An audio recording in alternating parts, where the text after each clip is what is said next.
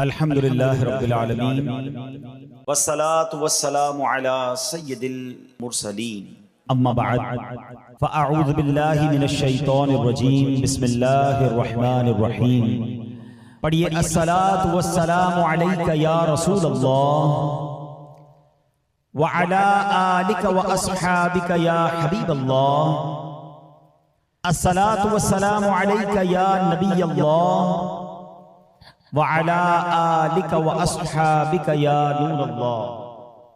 درود پاک کے بے شمار فضائل و برکات ہیں۔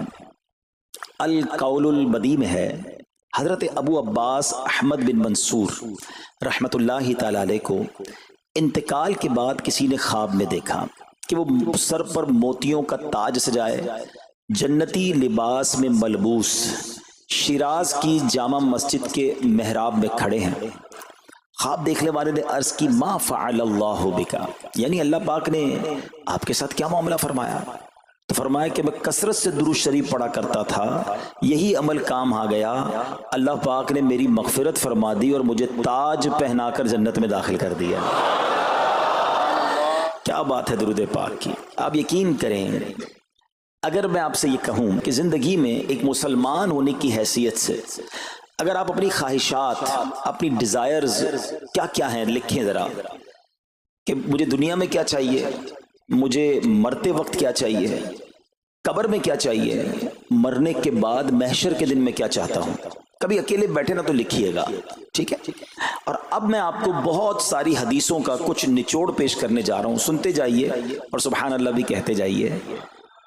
اگر آپ روزی میں برکت چاہتے ہیں تو درود پاک پڑھیے، اگر آپ بیماری سے شفا چاہتے ہیں تو درود پاک پڑھیے، اگر آپ ذلت و رسوائی سے بچنا چاہتے ہیں تو درود پاک پڑھیے، اگر آپ عزت میں اضافہ چاہتے ہیں تو درود پاک پڑھیے، آپ مصیبتوں اور پریشانیوں سے بچنا چاہتے ہیں تو درود پاک پڑھیے، مرتے وقت کلمہ پڑھنا چاہتے ہیں تو درود پاک پڑھیے، مرتے وقت آقا کا دیدار کرنا چاہتے ہیں تو درود پاک پڑھیے، آپ یہ چاہتے ہیں کہ آقا اپنے مبارک ہاتھوں سے قبر میں اتاریں تو درود پاک پڑھیے، اپنی قبر کو نور مصطفیٰ سے جگمگانا چاہتے ہیں تو درود پاک پڑھیے، قیامت کے دن نبی پاک کے پرچم تلے اٹھنا چاہتے ہیں تو درود پاک پڑھیے، آقا کے ہاتھوں جام کوثر پینا چاہتے ہیں تو درود پاک پڑھیے، اور سنیے آقا کے ساتھ جنت میں جانا چاہتے ہیں تو درود پاک پڑھیے، مدینے جانا چاہتے ہیں، بار بار جانا چاہتے ہیں تو درود پاک پڑھیے،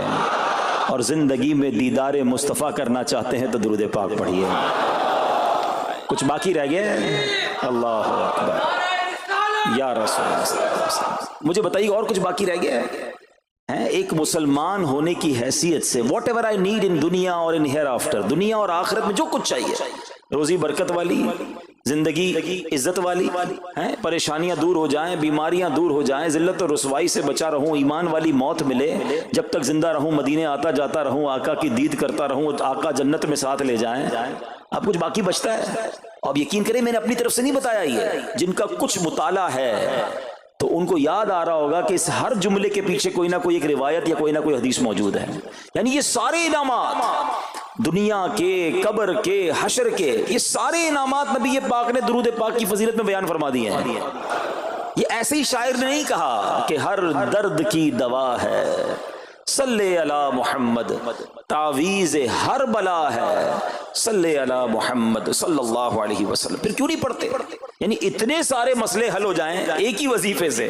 لوگ پوچھتے رہتے ہیں کوئی وظیفہ بتا دیں، روزی میں برکت کا بتا دیں، پریشانی دور ہو جائے بتا دیں، مدینے کا کوئی وظیفہ بتا دیں، اور یہ سارے وظیفے درود پاک میں چھپے ہوئے ہیں۔ پکڑ لو نا درود پاک، پھر دیکھیں اس کی کیسی برکتیں آپ زندگی میں دیکھیں گے، آپ کا چہرہ شاش بشاش ہو جائے گا، آپ کی طبیعت فریش ہو جائے گی، آپ کو مزے کو مزہ آ جائے گا۔ بس درود پاک کی کثرت پڑھتے رہا کریں، پڑھتے رہا کریں، انشاءاللہ برکتیں ہی برکتیں۔ میں بھی نیت کروں، آپ بھی نیت کریں۔ ایک اور خوبصورت بات بتاؤں، جو بڑی خوبصورت آیت ہے، میں سمجھتا ہوں شاید دنیا بھر کے عاشقان رسول کو یہ کم از کم آیت تو سب کو یاد ہوگی۔ کون سی آیت؟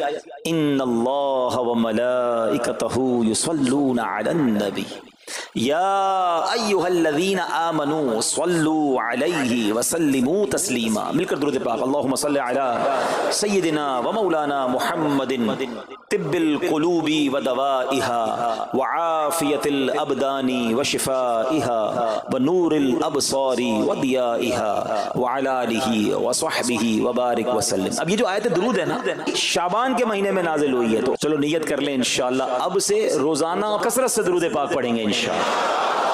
آئیے مل کر محبت کے ساتھ ایک بار پھر درود پاک. صلو علی الحبیب صلی اللہ تعالی علی محمد صلی اللہ علیہ وسلم.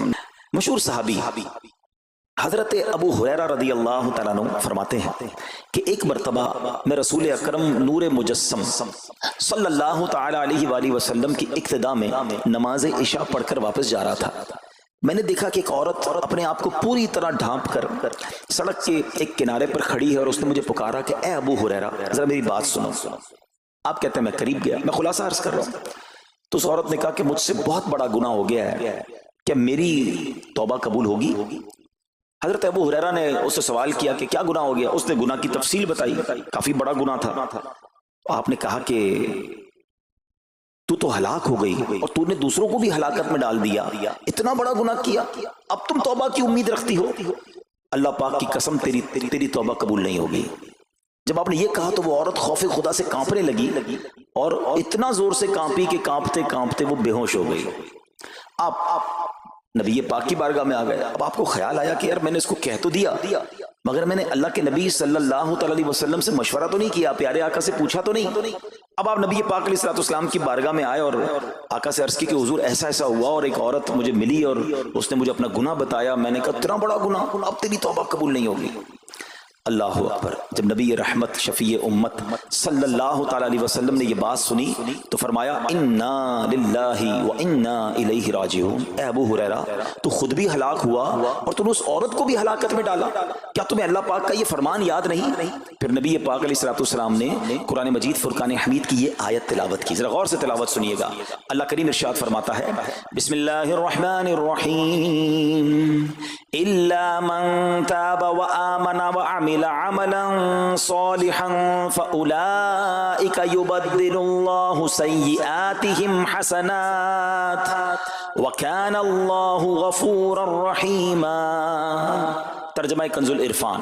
مگر جو توبہ کرے اور ایمان لائے اور اچھا کام کرے تو ایسوں کی برائیوں کو اللہ نیکیوں سے بدل دے گا اور اللہ بخشنے والا مہربان ہے. حضرت ابو ہریرہ نے جب یہ آیت کریمہ سنی اور پیارے آقا علیہ السلام کا یہ فرمان سنا تو آپ کو احساس ہوا کہ میں نے غلط مسئلہ بیان کر دیا ہے. آپ پر یہ احساس اتنا غالب ہو گیا کہ آپ مدینہ منورہ کی اب گلیوں میں آواز لگانے لگے. ایک عورت نے مجھ سے رات ایک مسئلہ پوچھا تھا، کوئی بتا سکتا ہے وہ عورت کون ہے؟ آپ سارا دن مدینے کی گلیوں میں آواز لگاتے رہے مجھے اس عورت کا پتہ بتاؤ جس نے مجھ سے مسئلہ پوچھا تھا. اب رات ہوئی تو وہ عورت آپ کو کل والی جگہ پر پھر کھڑی مل گئی. آپ فوراً اس عورت کے پاس پہنچے، اسے نبی پاک کا فرمان سنایا اور کہا تمہیں مبارک ہو، اگر تم توبہ کرو گی تو اللہ تمہاری توبہ قبول فرما لے گا. اب یہ عورت اتنی خوش ہوئی کہ مارے خوشی کے کہتی ہے کہ میرا ایک باغ ہے، میں نے اپنے گناہ کے کفارے میں وہ باغ راہ خدا میں صدقہ کر رہی ہوں. یہ پورا باغ ہے ابو ہریرہ میں اللہ کی راہ میں صدقہ کرتی ہوں. اللہ اکبر. اے میرے پیارے اسلامی بھائیوں، اس ایک واقعے میں ہمارے لیے بہت کچھ ہے. پہلے تھوڑا سا تربیت کے مدنی پھول ذرا سمجھیے کہ اتنی بڑی ہستی ہیں سیدنا ابو ہریرہ رضی اللہ تعالیٰ، لیکن جیسے انہیں پتا چلا کہ میں نے یہ مسئلہ تو بیان کر دیا ہے مگر نبی پاک علیہ السلام سے پہلے اس کا حکم تو پوچھ لیتا. یہ ہمیں کیا درس دے رہا ہے کہ بغیر علم کے اپنی طرف سے شرعی مسئلہ بیان نہیں کرنا چاہیے. جو بغیر علم کے دینی مسئلے بتاتا ہے وہ خود بھی ہلاک ہوتا ہے اور دوسروں کو بھی ہلاکت میں ڈالتا ہے. ہاں میں بتاتا ہوں نا اس کا مسئلے کا حل کیا ہے، حالانکہ خود کہیں پڑھا نہیں ہوتا.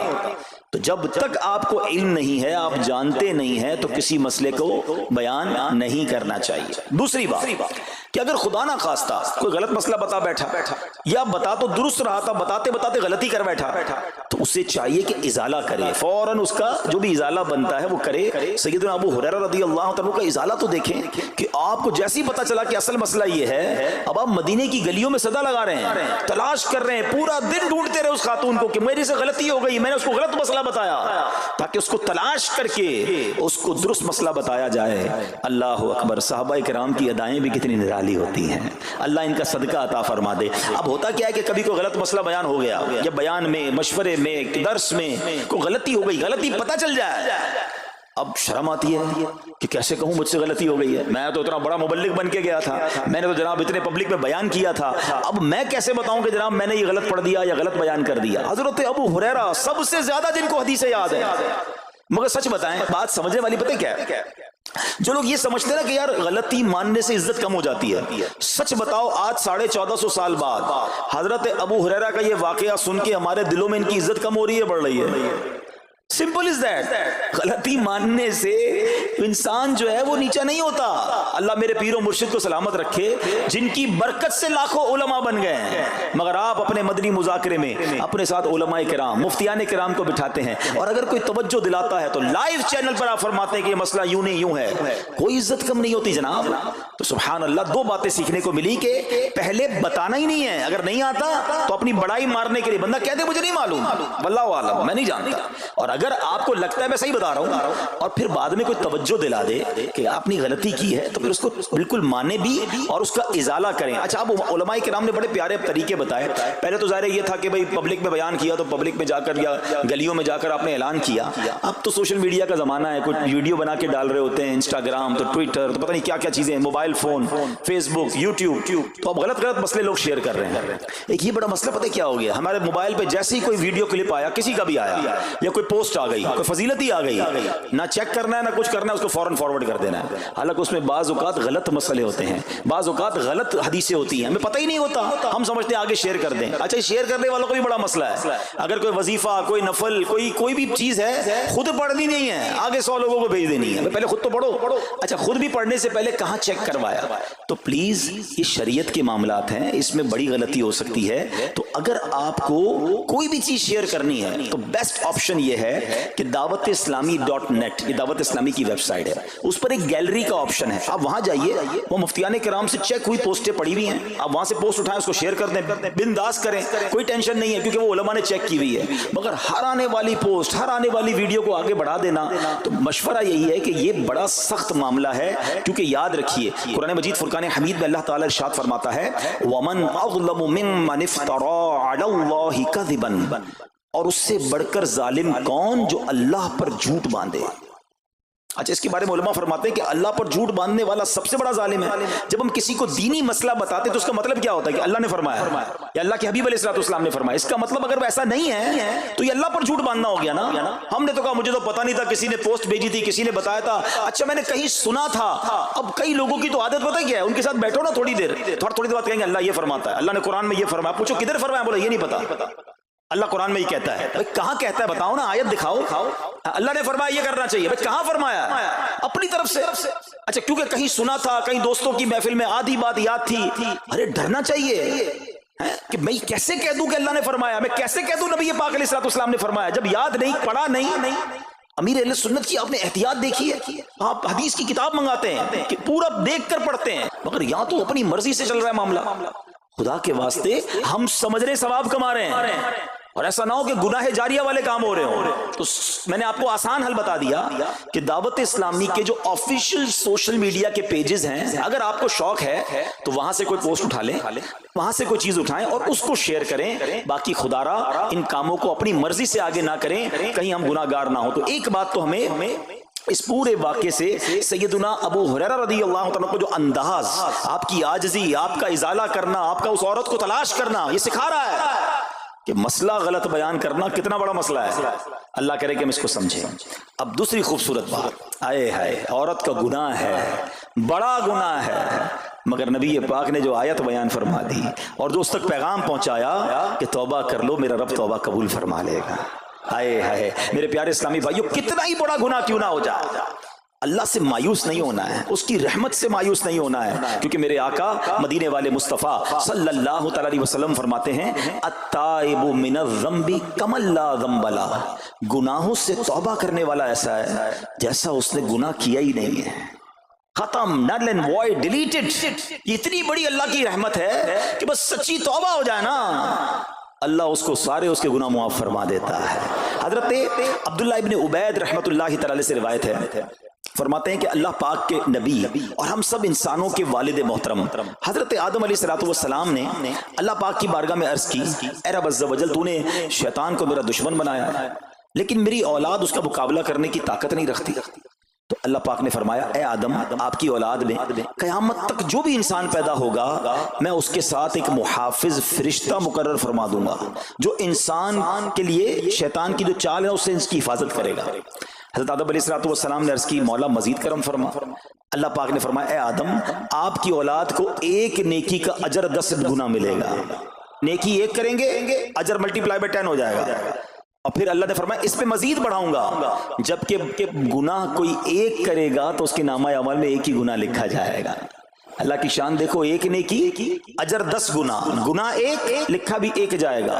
حضرت آدم علیہ السلام نے عرض کی, مولا اور کرم کر دے.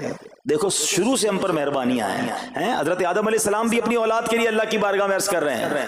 اللہ پاک نے فرمایا, اے آدم, جب تک روح انسان کے بدن میں رہے گی میں اس کی توبہ قبول کرتا رہوں گا. جب تک زندہ ہے نا, جب تک توبہ کر لے اس کی توبہ قبول ہو جائے گی. اللہ اکبر, کتنا کریم ہمارا مولا ہے, ہمارا پروردگار کیسا رحیم ہے. جب بھی گناہ ہو جائیں فوراً اللہ کی بارگاہ میں حاضر ہو جایا کرو, اپنی غلطی کا اقرار کر کے شرمندہ ہو جایا کریں. انشاءاللہ کریم توبہ قبول ہوگی اور گناہوں کی میل سے دامن صاف ہو جائے گا. ارے توبہ جب ہو جائے نا اور بندہ سچی توبہ کر لے, دیکھو اللہ کیسا کریم ہے, کیسا کرم کرتا ہے. ایک بزرگ کے بارے میں آتا ہے, حبیب عجمی رحمت اللہ تعالی, ان کا نام تھا. ابھی بہت بڑے آپ اللہ کے ولی گزرے ہیں, بصرہ کے رہنے والے تھے, مگر توبہ سے پہلے آپ کی زندگی بڑی عجیب تھی. آپ بڑے امیر آدمی تھے, لوگوں کو قرضہ دیا کرتے تھے مگر سود پر قرضہ دیا کرتے تھے, سود لیا کرتے تھے.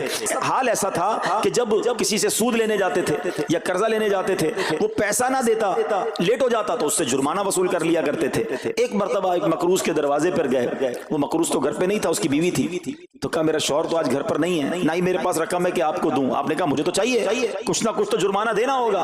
تو اس نے کہا ہم نے ایک بکری ذبح کی ہے, گوشت تو سارا بانٹ دیا, کھا لیا, اس کا سر موجود ہے. آپ نے کہا یہی دے دو. سود میں پیسے نہیں ملے تو بکری کا سر لے آئے. اچھا, اب جب بکری کا سر لے کر آئے تو اپنی زوجہ کو کہا کہ پکاؤ اس کو. تو زوجہ بولی گھر میں نہ لکڑیاں ہیں نہ دوسرا راشن ہے. چنانچہ اب لکڑیاں اور دوسرا راشن وغیرہ بھی دیگر مقروضوں کے گھر گئے اور وہاں سے سود میں کسی سے لکڑیاں پکڑ لی, کسی سے دوسرا راشن مسالہ وغیرہ چیزیں پکڑ لی, وہ بھی لے آئے. چلو پکاؤ. اب زوجہ نے ہانڈی بنائی, ابھی کھانا تیار ہو رہا تھا کہ اتنے میں ایک بھکاری آ گیا. حضرت حبیب عجمی نے اس وقت تو توبہ نہیں کی تھی, اس بھکاری کو بھی باتیں سنا کر نکال دیا, گھر سے نکال دیا. اب کھانا تیار ہو گیا, کھانے کے لیے بیٹھے, مگر جیسے ہی زوجہ نے ہانڈی کا ڈھکن اٹھایا نا تو وہ سالن جو تھا بکری کے سر کی بجائے پورا سالن خون سے بھرا ہوا تھا. زوجہ نے پکار کر کہا کہ دیکھو تمہارے اعمال کا نتیجہ, تمہاری کنجوسی کا نتیجہ, پوری ہانڈی خون سے بھری ہوئی ہے. سود کا مال تھا نا. اب ہانڈی کا یوں خون میں بدل جانا آپ کے دل پر بڑی تنبیہ ہوئی, بڑا اثر ہوا کہ یہ میں کیا کر رہا ہوں, میں کون سی روزی کما رہا ہوں. اللہ سے جنگ ہے نا سود کا کام کرنے والا, وہ تمام لوگ سوچیں جو سود کا کام کرتے ہیں. اب جب آپ کے دل پہ چوٹ لگی تو آپ نے اب توبہ کرنے کا ارادہ کیا کہ بہت ہو گیا, اللہ کو بڑا ناراض کر لیا. تو آپ حضرت حبیب عجمی اب باہر نکلے کہ حضرت امام حسن بصری کی بارگاہ میں جاتے ہیں اور وہاں جا کر توبہ کرتے ہیں. مگر جیسے ہی اب باہر نکلے نا تو کچھ بچے کھیل رہے تھے. کھیلتے ہوئے بچے نے آواز لگائی, جلدی سائڈ پہ ہو جاؤ, دور ہو جاؤ, حبیب عجمی سود خور آ رہا ہے, کہیں ایسا نہ ہو کہ اس کے قدموں کی دھول ہم پر پڑے اور ہم بھی بدبخت ہو جائے. پھر دل پر چوٹ لگی کہ یار بچہ مجھ سے نفرت کرتا ہے, ایسا کام کرتا ہوں میں, اللہ بھی ناراض, اللہ کے بندے بھی ناراض, اور دل پر چوٹ لگی. حضرت حسن بصری رحمت اللہ تعالی کی خدمت میں گئے, بڑی سچی توبہ کی, اللہ کو راضی کرنے کے لیے پکی نیت کی. ابھی توبہ کی ہے, کوئی بڑی نیکیاں نہیں کر لی. واپس آ رہے ہیں, جیسے واپس آ رہے ہیں تو دیکھا کہ وہی بچے کھیل رہے ہیں. اب ان بچوں میں کسی نے آپ کو دیکھا تو کہا کہ اب حبیب توبہ کر کے آ رہے ہیں, دور ہو جاؤ, کہیں ہمارے قدموں کی دھول ان پر نہ پڑ جائے تو ہم گناہگار نہ ہو جائے. تھوڑی دیر پہلے یہ بچے کہہ رہے ہیں کہ دور ہو جاؤ, ان کی دھول پڑ گئی تو ہم بدبخت ہو جائیں گے, سود خور جا رہا. ارے ابھی توبہ کی ہے, اور اللہ نے اپنے بندوں اور مخلوق کے دل میں کیسی محبت ڈال دی کہ بچے کہہ رہے ہیں دور ہو جاؤ، ہمارے قدموں کی دھول حضرت حبیب پر نہ پڑ جائے، ہم گناہگار نہ ہو جائیں۔ اب جناب بڑا دل پہ اور اثر ہوا کہ مالک تیری قدرت، ابھی تو توبہ کی ہے اور میری نیک نامی کا اعلان تو نے اپنی مخلوق سے کروا دیا، سب کے حقوق ادا کیے، سودی لین دین تھا سب ختم کیا، اللہ پاک کی عبادت میں مصروف ہو گئے، اللہ نے ولایت کا سرتاج بنا دیا، اپنا ولی بنا دیا۔ اے میرے پیارے اسلامی بھائیوں، یہ ہے توبہ۔ اللہ اکبر۔ اے میرے پیارے اسلامی بھائیوں، پتہ یہ چلا کہ عزت دوبارہ مل جاتی ہے، شرط صرف ایک ہے کہ آدمی صحیح راستہ اختیار کر لے۔ اولیاء کرام کی سیرت پڑھ کر دیکھیں، ہزاروں اولیاء کرام ایسے ہیں جو توبہ سے پہلے گناہوں میں مشغول تھے، معاشرے میں انہیں بری نگاہ سے دیکھا جاتا تھا، لوگ ان سے نفرت کیا کرتے تھے، مگر جب اللہ کی طرف آ گئے تو کیا کمال ہوا کہ اب جناب لوگوں کے دلوں میں تو دلوں میں، جانوروں کے دلوں میں بھی اللہ نے اپنی مخلوق کے دلوں میں ان کی عزت ڈال دی، کیونکہ عزت کس کے پاس ہے؟ رب کے پاس ہے۔ دلوں کا اختیار کس کے پاس ہے؟ وہ رب کے پاس ہے۔ آسمان ولایت کا ایک اور چمکتا ستارہ حضرت فضیل بن عیاض رحمت اللہ تعالی علیہ توبہ سے پہلے ڈاکو تھے۔ جی ہاں، آپ کتنا بڑا نام ہے ولیوں میں، مگر آپ ایک ڈاکو تھے، اور یہ کوئی کہانی نہیں، واقعی حقیقت ہے کہ رات کو جب بچہ سوتا نہیں تھا تو مائیں کہا کرتی تھیں بیٹا سو جاؤ ورنہ فضیل ڈاکو آ جائے گا۔ جس راستے پر آپ ہوتے تھے لوگ ڈر کے مارے اس راستے سے نہیں گزرتے تھے، مگر جب آپ نے توبہ کی، جن کا مال لوٹا تھا واپس کیا اور سارے حقوق ادا کیے، نیک کاموں میں مصروف ہو گئے، اللہ کی عبادت میں لگ گئے، حضرت فضیل بن عیاض نے وہ وقت بھی دیکھا کہ وقت کا بادشاہ کے دروازے پر کھڑا تھا اور انتہائی عاجزی سے عرض کر رہا ہے کہ حضور ملاقات کا وقت عطا فرما دیجئے۔ اللہ کی راہ پہ جو چل پڑے، سچی توبہ کر لے، اللہ پھر کیسی عزت عطا فرماتا ہے۔ حضرت بشر حافی کا واقعہ آپ کو یاد ہوگا، آپ توبہ سے پہلے شرابی تھے، شراب کے نشے میں دھت رہا کرتے تھے۔ بڑا خوبصورت واقعہ ہے کہ اللہ کے نام کی جب آپ نے تعظیم کی اور آپ کو یہ پیغام ملا کہ اے بشر تم نے ہمارے نام کو بلند کیا، ہم تمہارے نام کو بلند کریں گے، آپ نے توبہ کی، عبادت میں لگ گئے۔ اللہ تعالیٰ کی معرفت کا عالم یہ تھا کہ آپ ننگے پیر رہا کرتے تھے۔ حافی کہتے ننگے پیر رہنے والوں کو، اب جب آپ ننگے پیر گلیوں میں گھوما کرتے تو اس شہر کے جانور راستے پر نجاست نہیں کرتے تھے۔ کیوں نہیں کرتے تھے؟ کہ حضرت بشر ننگے پاؤں رہتے ہیں، کہیں ان کے پیر گندے نہ ہو جائیں۔ ارے وہ شخص جو توبہ سے پہلے شرابی ہے، اب جانور بھی ادب کر رہے ہیں، بلکہ عالم یہ تھا کہ ایک چرواہے کے ایک جانور نے راستے پر گندگی کر دی تو اس نے کہا ہو نہ ہو لگتا ہے حضرت بشر کا انتقال ہو گیا ہے۔ جب معلوم کیا تو پتا چلا کہ ہاں حضرت بشر حافی کا انتقال ہو گیا۔ اللہ اکبر، گویا اللہ نے جانوروں کے دلوں کے اندر بھی ان کی عزت ڈال دی، کیونکہ انہوں نے رب کی بارگاہ میں سر جھکایا، انہوں نے دنیا والوں کی پرواہ نہ کی، انہوں نے رب کو راضی کرنے کی فکر کی۔ تو اے میرے پیارے اسلامی بھائیوں، یہ خیال دل سے نکال دو کہ جناب عزت پیسے سے ملتی ہے، عزت شہرت سے ملتی ہے، جناب سوٹ بوٹ ہو، ذرا اچھے کپڑے پہنوں، اچھی جناب لگژری گاڑی سے اتروں گا تب عزت ملے گی، ارے جناب مہنگا موبائل ہاتھ میں ہوگا تب عزت ملے گی، عالی شان کوٹھیوں میں رہوں گا تب عزت ملے گی۔ یہ بھول ہے تمہاری۔ آؤ قرآن کیا کہتا ہے، عزت کہاں سے ملے گی، عزت کس کو ملتی ہے؟ اللہ قرآن میں فرماتا ہے من کان یرید العزت فللہ العزت جمیعا۔ اللہ کہتا ہے، قرآن فرماتا ہے جو عزت کا طلبگار ہو تو ساری عزت اللہ ہی کے پاس ہے، ساری عزت اللہ کے پاس ہے۔ وَتُعِزُّ مَن تَشَاءُ وَتُذِلُّ مَن تَشَاءُ بِيَدِكَ الْخَيْرُ۔ خدا کی قسم، دنیا کی ساری دولت کسی کے پاس ہو، اس کے کروڑوں فالوورز ہوں، لوگ کہتے ہیں سوشل میڈیا پہ فالوور ہونے چاہیے۔ آج کل تو کسی کا مرتبہ چیک کیسے ہوتا ہے؟ چیک تو کرو اس کے پیج پر اس کو چاہنے والے کتنے ہیں۔ لوگ بتاتے ہیں میرے اتنے ملین فالوورز ہیں، اتنے لاکھ مجھے دیکھنے والے ہیں۔ میں ان سب سے پوچھتا ہوں جن کے کروڑوں فالوورز ہیں، تمہارے فالوورز تمہیں دیکھنے والے گناہ کی وجہ سے ہیں یا نیکی کی وجہ سے ہیں؟ کبھی سوچا کہ 1 کروڑ لوگ تمہیں دیکھتے ہیں مگر تمہارا ناچ گانا دیکھتے ہیں، تمہاری بے حیائی دیکھتے ہیں، اور وہ جب بھی دیکھتے ہیں سارا گناہ تمہیں بھی ملتا ہے۔ یہ کیوں نہیں سوچتے کہ یہ فالوورشپ کیا کرنی ہے؟ یار میرے اتنے فالوور، میرے اتنے چاہنے والے، میرے پاس اتنا پیسہ، ساری دنیا تمہیں چاہے اور رب نہ چاہے نا، سب برباد ہو جائے گا۔ ہاں جب رب نے چاہنا ہے ذلیل و خوار ہو جاتا ہے انسان، اور رب نے جس کے مقدر میں عزت لکھی ہے نا اسے ایسا عروج عطا فرماتا ہے۔ بتاؤ نا کون سا یوٹیوب، کون سا فیس بک تھا خواجہ غریب نواز کے زمانے میں؟ لوگ کہتے اتنے ملین فالوور، میں بتاتا ہوں دنیا کا کون سا مسلمان ہے جو میرے خواجہ غریب نواز کو فالو نہیں کرتا؟